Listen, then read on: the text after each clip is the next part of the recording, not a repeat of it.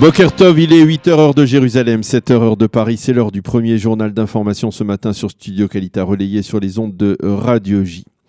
Plusieurs milliers de personnes ont conduit hier vers leur dernière demeure les deux victimes de l'attentat d'Ariel, le Rav Ariad Ettinger, 47 ans, père de 12 enfants, et le sergent-chef Gal Kaiten, 19 ans. Le Rav Ettinger, qui vivait dans la localité d'Eli en Samarie, a été inhumé dans le cimetière de Petah Tikva, tandis que Gal Kaiten a été inhumé, lui, au cimetière militaire de Be'er Sheva, dans la localité d'Eli, où les obsèques du Rav ont débuté hier. On a écouté la gorge nouée, les horizons funèbres de certains de ces 12 orphelins, des 12 orphelins du Rav, toutes plus poignantes les unes que les autres, tandis qu'à Be'er Sheva, eh bien, c'est en jouant un morceau de musique que Gal affectionnait particulièrement, lui qui était un virtuose en musique, que ses camarades l'ont accompagné vers sa dernière demeure. Soulignons que l'état de santé du troisième blessé, un soldat, est toujours considéré comme très grave.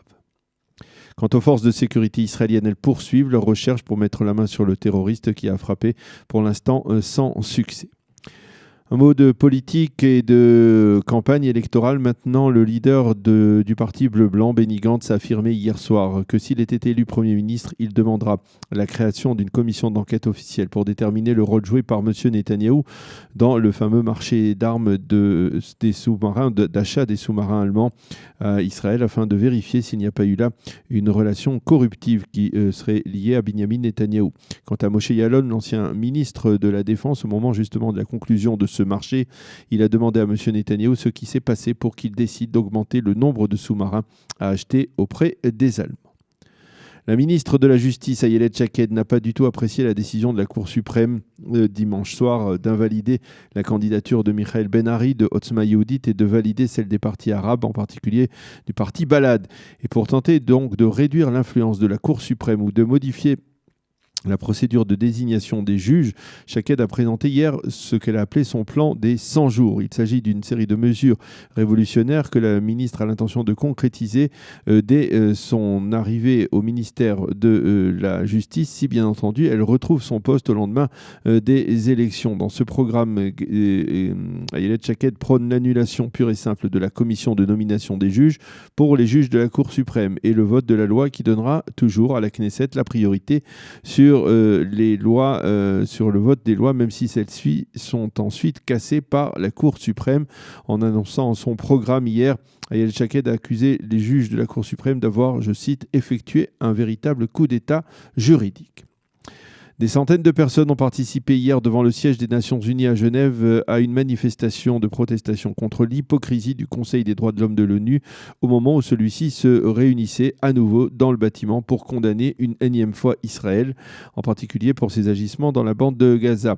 Parmi les manifestants, bien entendu des juifs, mais aussi beaucoup de non-juifs européens proches et amis d'Israël qui ont répondu présents à l'appel de l'organisation UN Watch qui s'est fixé pour objectif d'effectuer un suivi des démarches controversées et anti-israéliennes au sein des instances des Nations Unies.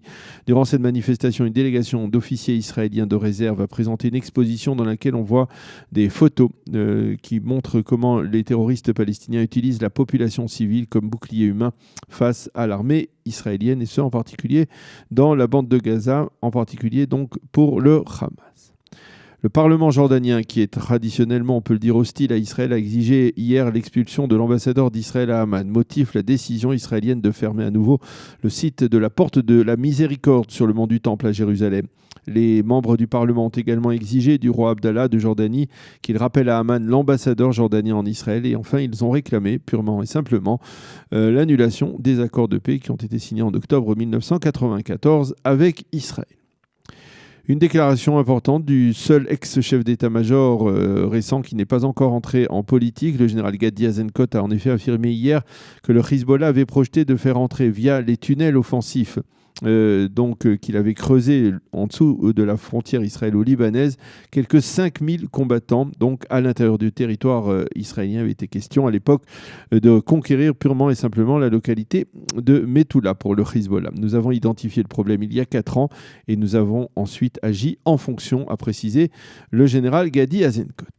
La météo pour terminer, le temps sera plus chaud sur l'ensemble du territoire israélien. Pas de pluie en cette journée où des centaines de milliers d'enfants, de jeunes, d'écoliers, de lycéens se déguisent pour fêter Pourim dans les écoles et établissements scolaires. Il faudra donc un temps particulièrement clément les températures 19 degrés à Jérusalem, 21 à Tel Aviv et 29 degrés à Eilat. Voilà donc pour ce premier journal d'information sur Studio Qualité.